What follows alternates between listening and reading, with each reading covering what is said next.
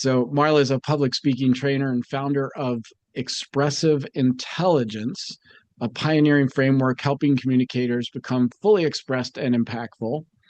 She started the Speakers on Fire Academy and brings experience as a therapist, practice management consultant, corporate trainer, marketing director, and something I didn't know, even a federal prison guard. I'm sure you have some amazing stories about that. She's also the author of several psychology books and a contributor to Cracking the Rich Code, a book endorsed by Tony Robbins. So, Marla, it's a pleasure to have you here. I know you're going to light up the stage. I'll turn it over to you. Thanks so much again, Jay, for inviting me and to Aaron for this amazing conference. I mean, I'm so happy I'm a VIP because there's so much value that's been shared over these couple of days, and I had to miss some of it, so I can't wait to see the replays. This is so, so valuable. And my goal is to bring a different perspective and talk about something that's not quite been talked about yet. And I'll tell you what makes me really, really happy is to be able to see your faces. So I appreciate all of you that are on camera. Thank you so much. And for anyone that can come on camera, I know sometimes you can't. You have to do that multitasking. You're driving, you're going to the bathroom, whatever it is. So I understand that sometimes that happens. But if you can come on camera, I'm going to ask you a question in a minute and I want to see your answers because this isn't about me. It's really all about you and how I can give value to you. So thank you for those of you that have come on camera. It's good to see you. And again, if you can, in a few minutes, come on camera, I would really appreciate it. So the question I have to start with is, do you have a program, a methodology, a framework, or some body of knowledge that you know is going to help companies? Can I see a raise of hands for everybody that has something? Yeah, so some of you are not so sure, and some of you, so you may not be fully developed, right? But do you think that, so some of you are raising your digital hand, so thank you for that. And you might think that companies need it. And you know what? That might be partially true. But here's what's really true. That belief that your content is going to help companies so much could be exactly what's getting in your way.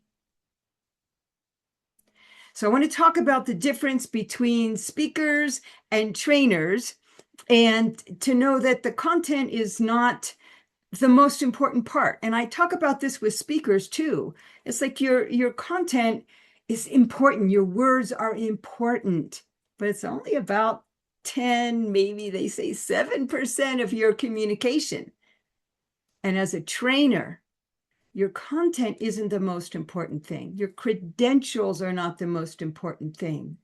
What's most important is how you can deliver that training so that you make a difference in the organization, in the people. So that's what we're going to talk about. And if you have any questions, I will try and keep track of the chat, but sometimes I can't see everything at once.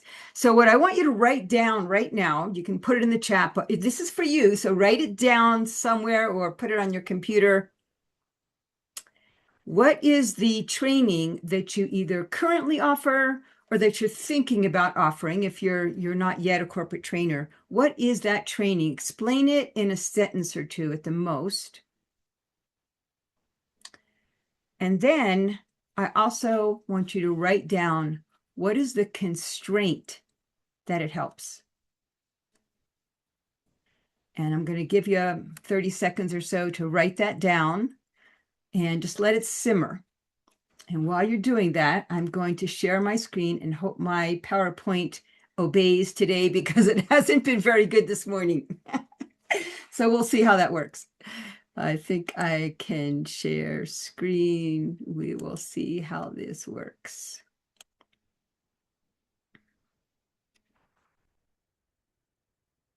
And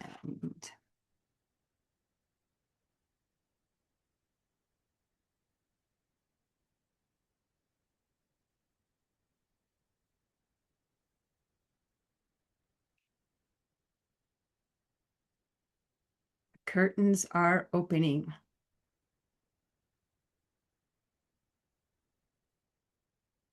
Okay, so we'll go back to this question in a little bit, but for now, hopefully you at least got to write some ideas down about what is the program or training that you offer and what is the constraint that it solves. And we're going to talk a lot more about constraints in just a minute, because some of you may not know exactly what I mean by that. And can everybody, at least somebody give me a thumbs up? You can see the screen, right? You can see the slide. Yes, no, maybe. I don't see any thumbs up. Yes. Yes, thank you. All right. Oh my goodness. So much fun. This is so much fun. All right. So what is the difference between the speaker and the trainer? Well, a speaker has content. A speaker has a message to give, and speakers are important. I love speakers, right? That's what I do most of the time, is train speakers, but I also train trainers, and there is a big difference. So a speaker creates insight, motivation, inspiration, right? All of these are good things. And emotion. You might create some activity during your talk, but the main difference is that the trainer is responsible for not just the stage and the audience as a whole, but the trainer is responsible for every person in that room. You're responsible for the condition, the energy, and everything about that room. And it is different. So you might, as a speaker, get applause and you might motivate, but as a trainer, your job is to create transformation and a change after you leave the room. And you can't always do that if you're just a speaker. So the speaker delivers a message, and a trainer removes a constraint. Very important. So a constraint, some people call it a bottleneck. It's very similar. But here's the thing. Most trainers, and we talked a lot about pitching, and a lot of different speakers brought a lot of value about pitching, but here's what I really want to settle in. You don't want to just pitch a program. It's not about your content.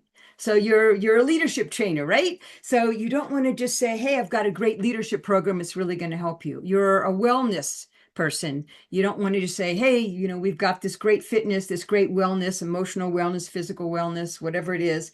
You don't want to just pitch that program. If you're an organizational person and you have great systems and great organizations, yeah, it's not that it's not valuable, but that's not what you want to be pitching.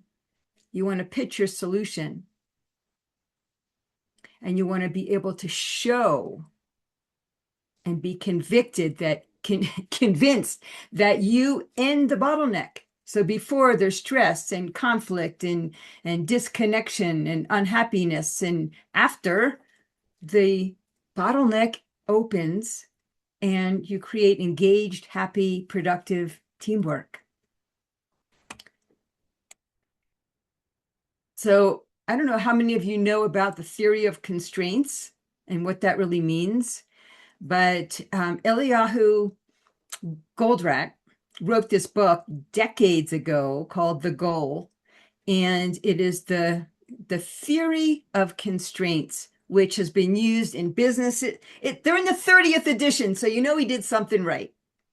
But here's what it is. If every other area of the operation of the company remained the same, what is the one area where the change could have the greatest impact? What is that one area? And it's not always obvious. So there's an area of weakness where everything else gets slowed down. If you think of almost, if you want to picture something like an assembly line, where if there's one, whenever I think of assembly lines, I think of the Lucy show. So forgive me for going off on that tangent. But anyone who's ever seen that with the chocolates and oh my God, it's hilarious. But if there's one slow down in that assembly line, in that organization, it slows everything down after it. And it may not be that it's their biggest problem necessarily, but it's the weakest point of the system that slows everything else after it. And that is what your job is to discover. What is that? Because companies, they don't just want to know, yeah, your program and your expertise is important. I'm not saying it's not. But what they really, really want to know is what's going to save them time and money. Where are things slowing down? Where is performance slowing down? Where are people not communicating? Is it in teams? Is it from department to department? And we'll talk a little bit more about that. Where is that bottleneck happening? So really important to take a look at that. And it's not always what they say it is. So it's not just about going in and doing a survey and doing an assessment. You have to be able to read between the lines. You have to have the expertise as a trainer to really be able to evaluate what is happening in that company. Because on the surface, there's turnover, conflict, low engagement, poor performance. And I got to say, most of the time, communication is under that. But it's not always about communication. And it's not always what they first say it is. For example, they might think we need leadership training, or you might think they need leadership training. But what they really need, the real problem, is that decision makers are not owning their decisions. And oh, I just lost it.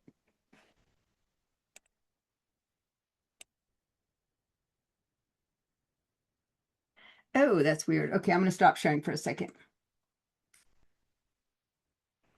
Any questions so far? Comments? Questions? Nope. Cool. Okay. So what we're talking about, and yeah, like I said, my PowerPoint is being a little finicky today. What we're talking about is the constraint isn't always what it first appears like.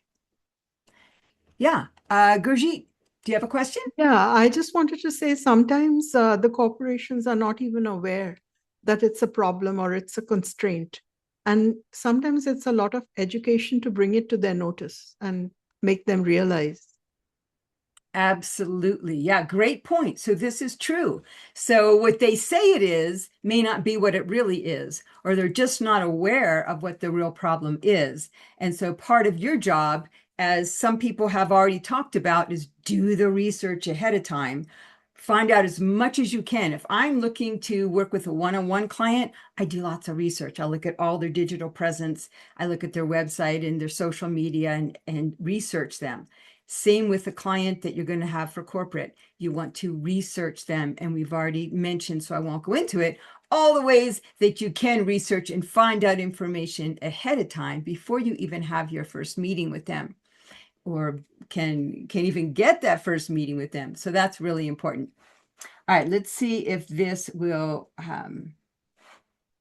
if this is going to behave again. So yeah, what they say they need and what they need may not be the same thing.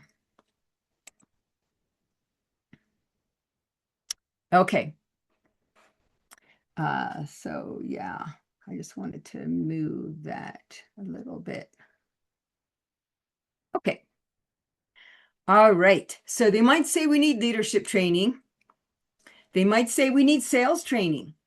But what they really need, the real problem, is poor value articulation. So it's not that the people don't know how to sell, it's that they don't know how to talk about the value of what they're offering so that it sells itself. It could be that they need some sales skills, but it could also be that poor value articulation. They don't have their unique selling proposition. They don't know the unique value, and they don't have a unique problem that the customers are really looking for. They might say we need team building. But the real problem, what they really need, there's a lack of trust, a lack of feeling of belonging, a lack of communication. And that if you just approach it by, we're going to help team building, and you might include some of these things, but that's really the most important thing. And then they might say we need time management. That's our issue. But the real problem could be that they have broken priorities. They don't have the best priorities. They have information overload. They don't know where to start. So there's lots of different things that could be happening that are not on the surface and are not always what they think it is, or even sometimes what you think it is. So you're going to discover this through your training. And this is extremely important. Oh my gosh, when I thought about this in detail, because I've trained corporate, I haven't worked in corporate myself, but here's the truth. Entrepreneurs, we love going to trainings. We have fun. We love it. It's something that most of us do a lot of training, and we enjoy it. Other people that are employees, whether they're in upper management or whether they're on a team, they don't love it. They don't choose to go. They're told to go. Sometimes it's mandatory. Sometimes it's just, well, you really got to go to this. And that's not what they want. And so when they get there to your training, they're resistant. They have a wall up. They're not quite ready to listen to you. And this is extremely important. And there's a lot of reasons for this. One reason could be that they don't want to rock the boat. One reason could be that they don't want to sound stupid. One reason could be that they think that somebody's going to speak ill of them. It's going to get out what they said, oh my gosh, to someone who wasn't there, or that they think they're going to get fired. Yeah, they might really be afraid of getting fired. You're the entrepreneur. You're not afraid of firing yourself. In a corporate training, a lot of people are there in resistance, and they have a wall up. And one of the most important things you can do as a trainer, and this isn't as necessary as a speaker, as a trainer, you got to break down those walls. That's extremely important. So, how do you start the training? We talk so much about getting the gig, so I'm not going to cover that anymore. It's how can you create a fabulous training so that people ask you to keep coming back and they refer you to others because you are so fabulous and you created results and you made it fun and you broke down those walls. So what I always start with in a training is the fundamentals. And people call it housekeeping or announcements, which just sounds so boring. Fundamentals sounds more fun. And they're really, really important for many reasons. One reason is because you immediately command the room. And you do it in such a way that involves everybody in that room. So you're not talking at them, you're involving them. You might have music, you might have a video you show them, you might have fun ways to show about these expectations. For example, if being late can be an issue because you give breaks, a couple of things. One is I would always have a comeback song. So we've been in a lot of virtual things and a lot of you have been in in-person trainings. And a lot of times they play music the whole time. What you want is a comeback song because it alerts them that I'm going to change my state. Now I'm going back. And the comeback song should be fun. Maybe the lyrics are applicable. So something they recognize. It helps bring everybody together, and it also helps them to come back in the room. And then you can say, hey, for anybody that's late, here's what's going to happen. You're going to have to do a sexy dance in front of the whole room. Well, nobody wants to do a sexy dance. Well, maybe somebody, maybe some of you, but most people don't want to do a sexy dance in front of the whole room. And so they're going to try really hard to be on time, because if anybody walks in late, you got to enforce it, right? And you don't have to make, you don't want to embarrass them. You don't want to do too much, but just just the thought of that, just having the whole tribe there, because that's part of what we're doing is creating a tribe when we are training. And to get everybody in agreement and everybody supporting each other and everybody helping you to really follow through on these expectations. That's what you want. And then there's some safety issues you want to talk about. There's how do they participate? How do you expect them to ask questions? When can they ask questions? How can they show respect? How can they treat each other? All of those things you want to spend time on, not 5 minutes. You want to spend maybe an hour, depending on how long your training is, but some big percentage of your training just in this. Why? Because again, you are creating agreement. You are creating a tribe and sense of belonging to what you're creating here.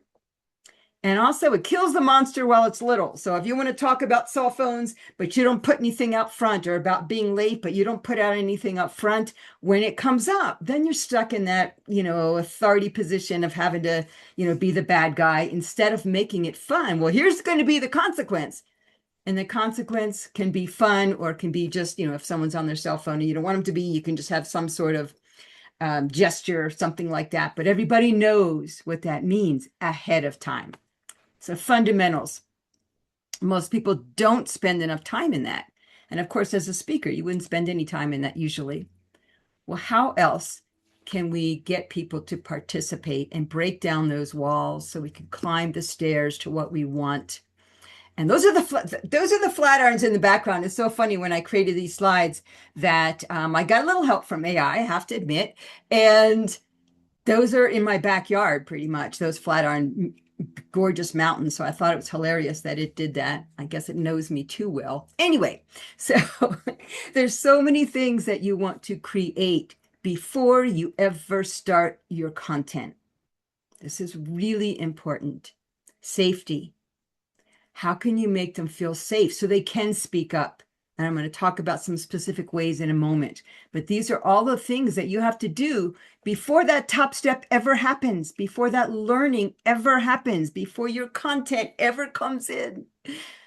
That's what you want to create beforehand. So safety, a sense of belonging, voice. How is it safe to use their voice? When can they speak up? Are there times it could be anonymous? And then ownership. How can they own their place in the company? How can they own solutions? How can they own the problems? So this is very, very important. As we all know, when you buy into whatever it is you're learning or solutions, you're a lot more likely to apply them than if someone tells you, hey, you got to do this, you got to do that. Oh, here's your solution. People they resist that, right? So how can you create ownership? There's a lot of ways, and we're going to talk more about that. Okay, so I love doing this. This is so much fun. So here's what I suggest.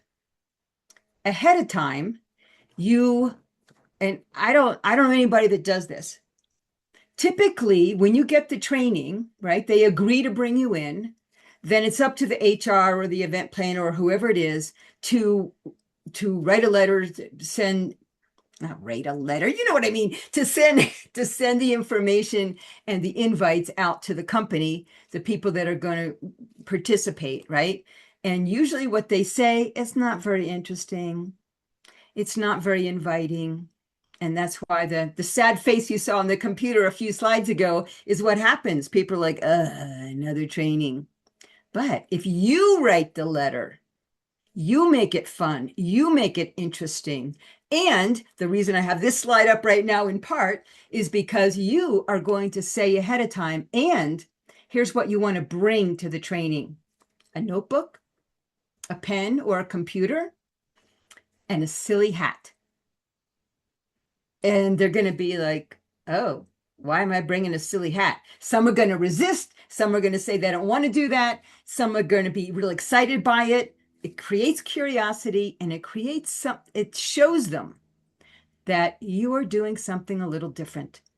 And then you just hand that already written letter, which the HR person or the event person is going to appreciate that they don't have to write it, and it'll be much more inviting. And then the silly hats, what are they for? The reason we do the silly hats is because it makes people relax. Instead of talking to someone, when you talk to someone in a silly hat, and some of them get really silly, if you talk to someone in a silly hat, it makes you be on more of an even playing field, because there might be people higher up than you in the organization that are in the same training. So it makes it on a little bit more of an even playing field. It makes it more fun. It helps you relax. It makes you laugh, and it makes it more informal. And when you create that stage, metaphorically speaking, when you create that, you allow people to open up more. And that is a huge goal of you as a trainer, not just to give them information, but to get them to be open and share, because that's what you really need. You need to read between the lines when they share and find out what are the real issues. Yes. And you might be wondering, why are they all wearing colored t-shirts? So what that's about, and I have the next slide shows one more color. So there's green, yellow, blue, and red.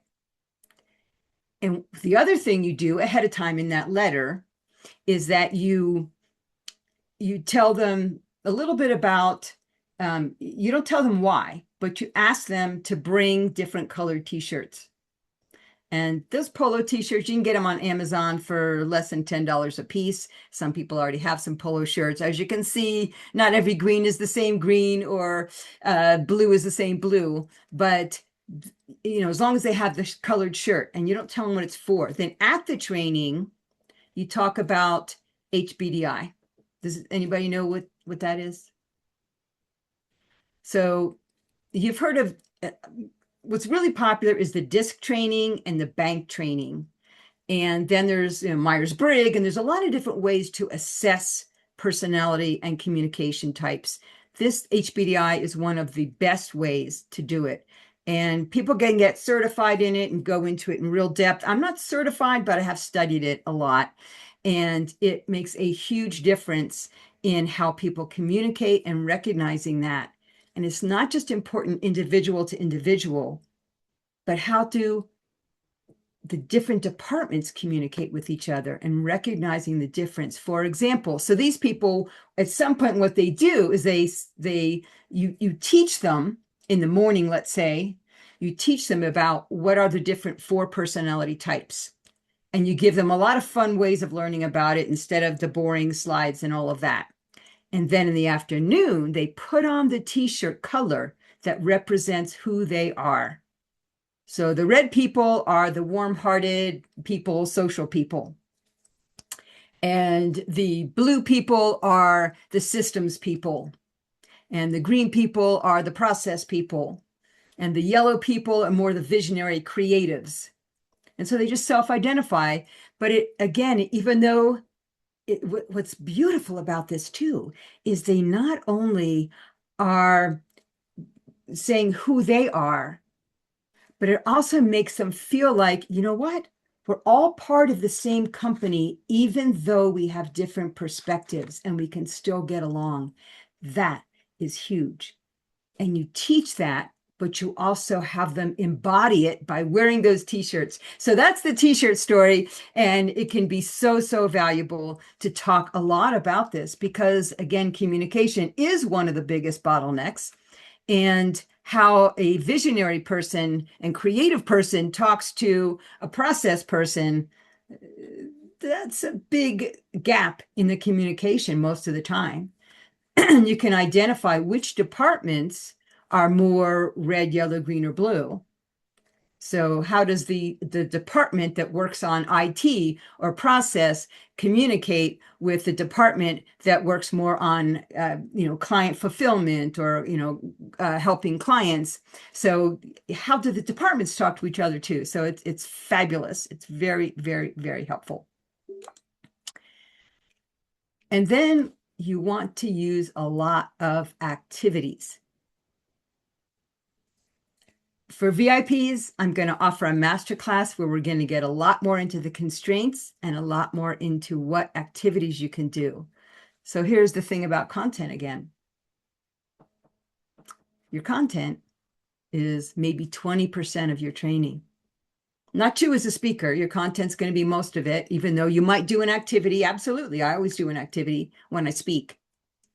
But in a training, as a trainer, you have to do a ton of activities. Some short, some long, all different kinds, depending again on how long your training is, right? Not for a lunch and learn, you're going to only do so much. But if you have a day training or certainly several days, there's so much in that that needs to be about activities that have nothing to do with your content. It's all about bringing people together, getting them to open up. So what this is representing here, you can't quite exactly see it, but you get people to be in groups of 4, knee to knee. And you might start off with, they have an object that they pass, so they know who's speaking. And when that person's speaking, there is no feedback. Everyone just listens. Because, feedback can be good. At times, there might be another exercise with that, but feedback can also be very messy. So I try, only put it in when I know we have time to deal with it. But here's how it works. You know how in so many breakout rooms, whether it's online or in person, they always say, the person with the longest hair goes first, or the person with the shortest hair goes first. That's overdone. Pick something more fun. You can say, all right, once they're in their groups of 4, the person with the dirtiest shoes goes first. Or the person with the biggest eyes goes first. Just something that's a little bit more different and fun. Just saying. But here's the important thing. When they're in these groups, they are sharing and opening up, which leads them then to do even more of that in the next activity. So what they do here is you might start by asking them to go around each person. And again, there's no feedback. Each person shares what they're most proud of. Helps them and helps people to get to know them. Then they might go around and say, okay, this is something that I have never told anybody at work, or I've told very few people at work. So that gets them to be a little more vulnerable. So there's prompts, and some people might get very vulnerable and even cry. That's okay. That's not the purpose. That's not the goal. But as a trainer versus a speaker, you have to really be able to facilitate these activities well. But this will absolutely change the organization big time, because so many people feel isolated in companies. They don't feel seen, they don't feel heard, and they're not connected to enough other people. So this is huge. Let's see, I want to go back because I didn't, let me see something here. Yeah, really quickly, the other activity that happens after these activities, that is the most important activity, is what you want to do is divide people into groups, maybe depending on the size of the whole group and whether there's a lot of different departments or there's only a few different departments. You can divide them by department. You can divide them by, just random, and maybe 8 at the most 10 people in a group. They're wearing the silly hats, so they're relaxed.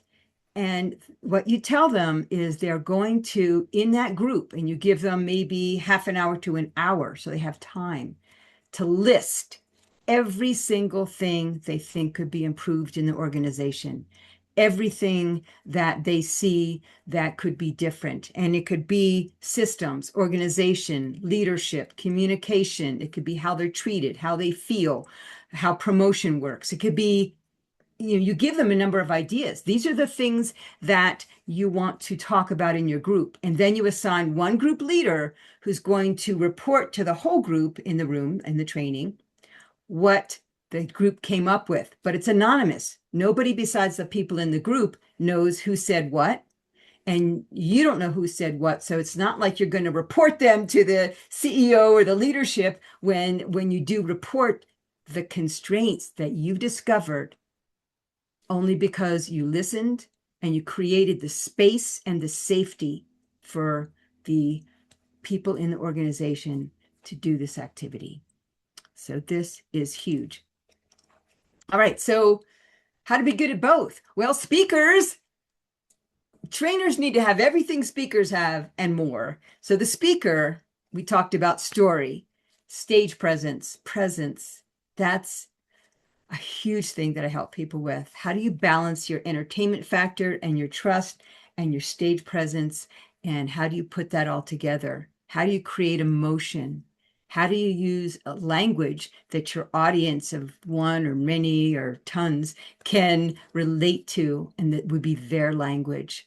How do you really make it sink in? And as a trainer, you need all of that, and you need to be really good at diagnostics. You need to be really good at facilitation. We talked about a few ways that you're facilitating a group as opposed to just speaking and giving messages. Practice. You have to be very good at creating activities and practices to really get people to open up and to apply whatever you're teaching. Because at some point, yeah, you're teaching your content too, but it may only be 20%. An application.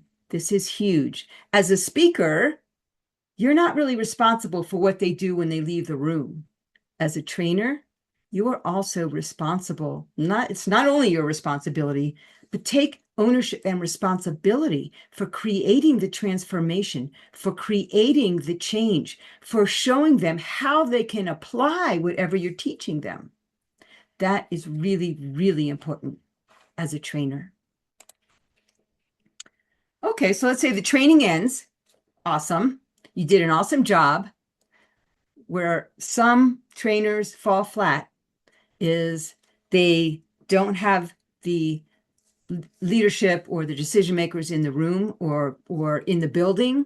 And so they're going to email them the next day, or sometimes it takes several days, you're traveling, whatever, and you wait and you email them the next steps. That's not nearly as effective. You want to, while everything, the energy's up, to get face to face with the decision maker. And you're only asking for maybe 10 minutes of their time. You can go to the bar, you can go to their office, whatever it is, but 10 minutes of their time. So you're not laying out your whole program. You're not laying out all the next steps. You're saying what you heard, what it means. And sometimes they'll say, I had no idea. Sometimes they'll say, yeah, we knew that, but we just didn't know what to do about it. So that could go either way. Either way, it's very valuable that you put that out there immediately, and then you set up the next meeting before you leave the building. You don't wait. So that next meeting could be just a conversation that's deeper with the leadership. Or it could be, hey, let's set up a meeting with just the middle managers now, and let's show them, what we discovered was the bottleneck and constraint in their area. It could be a whole more training for all the employees. It could be a lot of things, right? Whatever it is, doesn't matter. You know what that is. You tell them what it is, but not the process, not all the steps. You just say, this is what we're going to do next, and set up that next meeting. And then, so here are some questions to ask yourself before you design your training. So back to what we asked in the very beginning of this. What constraint do you address? Not what do you teach? What constraint do you address? And what must participants feel during the training? Not just what they're going to learn. What do you want them to feel? And then, really important, what will they actually do after the training? That is so important. Remember, you're responsible for the application. You're responsible, and that could be what your next meeting is, just how we're going to apply all this and how we're going to put these things into place. So, but ask yourself these questions even before you design your whole training. And so in closing, then it's like, neither of these are bad or wrong, but would you rather be the trainer who's in the room on the upper left and the participants are, they got their notepads and they're all, paying attention, but they're probably kind of bored and it feels stiff and they may not follow through? Or would you rather be the trainer who creates fun and excitement, and because of that, people learn and they take action because they are committed, they take ownership, you created safety, you created a lot of place for them to be seen and heard, and the follow through is usually amazing. So for everyone, the gift is the top 10 mistakes corporate trainers make and how to fix them. And that is a PDF you can read. And some of it we talked about today, some of it's new. And then for VIPs, and I hope all of you become a VIP, because like I said, this summit has had so much great information in it. And you can't absorb it all at once. That's the thing. You can't. It's impossible. So for VIPs, there's a masterclass I'm going to have that's going to go a lot more detail into constraints and into activities you can do and how you can make your training so powerful that it makes a huge difference in every company and room you step into. Thank you.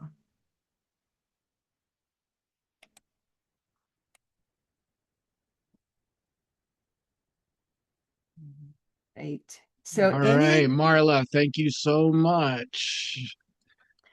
Let's have some love in the chat, please, for Marla. Wait, where'd you go? Let me bring you back up. All right, any questions for, thank you, team. Any questions for Marla? Questions or comments? I take comments too. Hey, feedback is good. Let's have some love for Marla in the chat. That was some good stuff, and you're certainly sharing some stuff we haven't touched on so far during this event. I love the color coding thing of the people in the room. That's such a great that's self-identifying too. That's such a great concept. So thanks for sharing that one. That was great. Yeah, thank you. Yeah, like I said, it not only helps you self-identify and give you a feeling of, you're not disappearing in the crowd. However, it also brings people together because they all are doing the same thing with the colored shirts. And so it does both, which is so powerful. Yeah, there's so many rooms that I'm in that I wish somebody had asked us to color code our shirts, because as an introvert, I would love to be in a room with some color shirt that people know I'm an introvert. It's like, no, leave me alone. I'm an introvert. Well, it would be interesting whether you're a blue or a green. So you wouldn't be a red most likely, but you could, I would say you're a yellow. Yeah. You're a visionary. You're creative. Yeah. And you think picture. Yeah. You're yellow to me. Well, we'll get an opinion from our next speaker because that's her expertise. We'll bring her up in a bit here. So thank you, Marla. I appreciate you coming in and sharing your brilliance with the group here today. And thanks again for showing up. Yeah. So are there any questions in the chat or comments? I didn't see it. Okay. Simona's saying she did put a question in the chat. Simona, I apologize. Okay, here it is. I've seen corporate teams where some members were hugely restrained and wouldn't wear silly hats or feel safe sharing all they thought that they needed to be improving in the company. How do you cope with these difficulties caused by unsafe work environments? Yeah, that is a great question, and it is absolutely a real concern. So here's the thing. Most people are willing. However, it's not what you do on day one in the first morning. No. You have to build up to it, right? So you have to have different ways of having people open up before you go into all of that, and different ways of creating safety my background's in psychology, so I do a lot with this before I ever ask them to be silly. So the silly hat, so some people, yeah, I said you tell them ahead of time to bring the silly hats. Some people go, oh, I forgot, whereas they really were afraid, right? Or they weren't comfortable with it. So that's okay. I got some extra silly hats, by the way. So, there's ways to work around it, but you don't start with that because Yeah. it's true. Even people who are, a little woo-woo and a little more open may not want to do that right off the bat. But the purpose of you as a facilitator, a trainer versus a speaker is you're peeling back the onion layer by layer, hour by hour, by doing a lot of activities. And that's part of what we'll go over in my masterclass is how to do that. Awesome. Yeah. And last question from Joyce. I think you answered it. Thank you for this powerful information. My question was going to be, usually in a business environment, there's a lack of trust. I did a lot of trainings in public training, and we had to end up spending quite a few hours building trust before we even got to the first process. So how do you do that in a business setting? Or do you find that trust maybe already is there and people just aren't jumping in or saying anything? Do you understand my question? It's Yeah, about trust is almost never there huge. to start Yeah. with. Okay. Yeah. And some companies are going to have a lot less trust than others. Some individuals are going to have a lot less trust than others. And that there's a way to build up to it. By doing the fundamentals, remember I started with that, the fundamentals. The mental, yeah. Just that exercise alone, if done right, creates a tribe. It creates a belonging to this group. It creates some trust. It creates agreement if done right. Like I said, I skimmed over all the ways to do Yes. that. I just Yes. talked about sort of the things you want to do, the expectations, the safety, but you put all that up front. And then little by little, each exercise creates more trust and has them be a little more vulnerable each time. But you don't start with that because you're right. Yeah. Because It's they aren't even willing to hear that in the very beginning. right. But my point is, you can do content all day long and it's going to go in one ear and out another if it even goes in one ear until you build that trust, sense of ownership and belonging. So that's why I focus on that. And most trainers focus on their content. Well, focus on that. Thank you. Thank you, Joyce. Yeah, I was going to share really quick because it's something somebody asked, an icebreaker. So let me just show you one of my icebreakers that I do that starts to build that, right? Marla, you and I have the same background. I went to school to be a therapist too before getting into all of this, but I go in and I actually say, communication, most of you are afraid of something. You're afraid of speaking up, using your voice, standing out, putting your own idea into the pot, those kinds of things. What is the one thing that you are afraid people are going to know about you? I have them write it down on a 3x5 card. And then I actually say, okay, now we're going to be on silence for the next 5 minutes. Here's what we're going to do. You're going to take your card and you're going to turn it. You're going to walk up to somebody and they're going to hold their card up. And it's like, for mine, it's always, who do you think you are? Like, that's the voice that I hear was, who do you think you are? Speaking up and sharing your wisdom and your voice. So what actually happens is they walk around, I say, look the person in the eye, read their card, look them back in the eye and smile. Because what it actually does is it does build that psychological safety and rapport. And it is this fun thing because you'll hear people laugh because the two ladies who don't like each other have the exact same one, right? Like, we just talk about how we're all mirrors for each other. But then what it lets those people do is they go, you know what? It's not so scary now. People just saw what I was scared of and they still like me and they still smile at me and it's no big deal. And then we tear it up and we say that it's no longer there. That is a really good, easy icebreaker that I have used, especially when it comes to communication and women. And then I first start talking about this, the wounded sisterhood. And then I do that because it's kind of guiding them in of like, hey, here's the things that we're not talking about as females in a corporation is that we're all thinking we're fighting for the same crumbs. We're not sitting at the table. We're sitting against the wall. Like, what are the things that have been happening? You're afraid that other women are going to hurt you. You probably had that in your past. I talk about that and it just levels the playing field because every woman goes, Yeah, we all have that. We just don't talk about it, right? And so that's a really easy way to just kind of ease in. Like I said, building that psychological safety, having them get up. And after that, they'll wear whatever shirts, they do whatever dance moves because they feel like they got exposed without, and falling apart and being criticized and rejected and ridiculed. But that's one Yeah, way that so you and you're talking about things. Yeah. there's so many different activities, but I think what you're saying here, and I'm sure what you're saying, and what I agree with, is that in the beginning, you don't get them to share immediately. You talk about it, you set the stage, you open it up for the possibility and what's expected with the communication, and you talk about things that they can all relate to. And then you'll get them to open up with different activities. But at first, it's up to you, the trainer, to set that. And it's very, very important. And another real quickie is that people who have done improv know this. Instead of saying, when someone speaks and you get up and you say your opinion, you always start with yes and. And that way it just feels like everybody's agreeing. You don't have to agree. Whatever comes after yes and doesn't have to agree, but it feels like it. It makes the communication a little softer and easier to take in when you start that way, if you have something to contribute. So I love that piece too. Yeah. Awesome, Aaron? Marla. Thanks so much for being here again. We appreciate you. Thank you.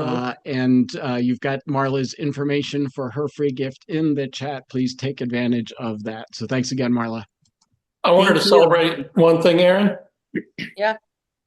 I wanted to just accentuate, pardon me, I wanted to accentuate what she just said about it's $1 million strategy. Writing the letter for the client to describe what your training is going to be, that is absolutely brilliant. I cannot stress how powerful that is because you're now controlling the message. And like she said, you're setting the tone for what to expect in the training. So bravo. I think that's a really great tip. Oh, thanks for emphasizing that. I appreciate it. Yep, absolutely. Thanks, Stephen. All right, gang. Before our next speaker, we've got a couple of minutes here. I'd like to ask for as many of you that would like to come up and share your biggest takeaway so far from these 2 days of the summit. Just raise your digital hand, please. I'd love to hear from as many of you as I'll possible. let them do that. I want to say something real quick. As we've been doing this, I got a gig and we were talking about how, you negotiate and you start thinking about other options. So I want to actually show you live what actually transpired today. If you guys don't know about Gig Salad, it's a place that you can post yourself up. People can find you and ask you if you want to do a gig. So this one, as you can see, is this guy named Denny. It's in Seattle, 60 people. And you can look down here. His budget is $1,000 to $3,000, right? So here's what I wrote him when I pitched him. I said, I know since you're planning to book this, I'll have to grab 15 minutes to talk through what the event details are. So I know exactly how this would work for you. My standard keynote is 10 grand. I know that's a significant investment for a team of 60. And honestly, I will do it for my nonprofit fee of 3 grand. I have an idea how to bridge that gap between 3 grand and 10 grand. I will deliver the keynote and then at my reduced rate. And then I will have, I'll go in and ask them to come to a 3-hour deep dive workshop. Like I said before, for 197. But I also say, let's be clear about what this looks like in the room. It's a warm 60-second invite to the close. If today resonated, here's how to keep going. Not a sales pitch. Your event stays your event. I've done this arrangement with other organizations and it works beautifully. The company gets a keynote at a fraction of the price, and the team members who are hungry for more get the deeper experience. And at the end, I get my 10 grand or closer to that, right? And today he said, we reviewed your marketing materials. We'd love to have a great presenter for our seminar. Please let us know how to move forward. That is the beauty of learning the negotiation stuff, right? It's thinking outside the box. It's, all if they have is 3 grand, like, okay, could I do it for 3 grand? Yes, but I'd rather make my regular money. So here's how I bridge that gap. And it worked, right? So I wanted to show, because it just happened in the last hour that came across my thing. And so I was like, you know what? This is a perfect opportunity to show you how it works and how easy that was for me to just slip in, let me do a speak to sell model. Then you could pay me the $3,000, but I'll also have that offer. So yeah, if anyone has some things, their biggest ahas, let's bring them up. Or if you want to put it in the chat, that's great too. But I just really want to show you real world how I do that so that we can all make more money every time we get a gig.